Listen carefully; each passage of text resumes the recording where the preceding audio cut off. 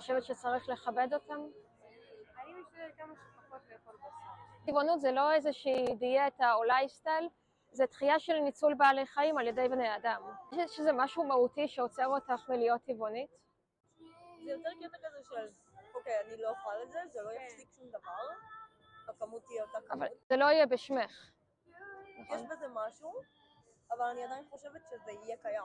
זה כמו שתגידי, יהיה כאילו קיים. רוע קיים בעולם, יש תמיד עניים, יש נכון. תמיד מלחמות, אין יכולת של בן אדם אחד לשנות את זה, ואם אני אחליט לפתוח בשביתת רעב, כי יש אנשים רעבים בעולם, אז זה לא סבבה שאני יושבת במסעדה ויש אנשים רעבים בעולם, אני יכולה לעשות את זה, אבל אני לא תורמת לאף אחד. אם בן אדם לא אונס נשים, אם יש גבר שלא אונס נשים, זה לא ימנע את כל האונס בעולם, נכון? זה ממש לא אותו דבר.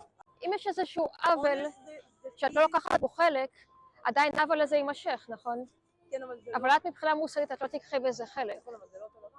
לא יכולה להשוות אונס בני אדם לזה שאוכלים חיות. כאילו זה משהו שהיה קיים עוד מימי בראשית, עוד לפני 7,000 שנה. גם אונס.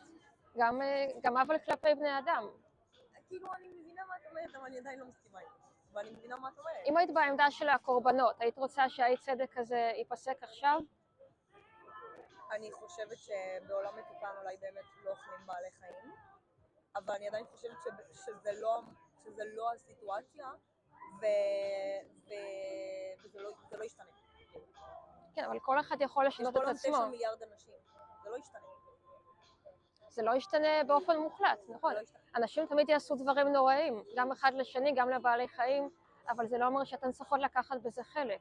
אם אתה לא טבעוני, אתה תומך בזה. אם אני כן טבעוני, אני פוגע בגוף שלי יותר ממה שאתה אי פעם תוכלי להבין. אוקיי, ואם תגלה שאתה יכול להיות טבעוני ולא לפגוע בגוף שלך? כל פלנט בייסט מאכל אי פעם מבוסס על כימיקלים. מאיפה המידע הזה?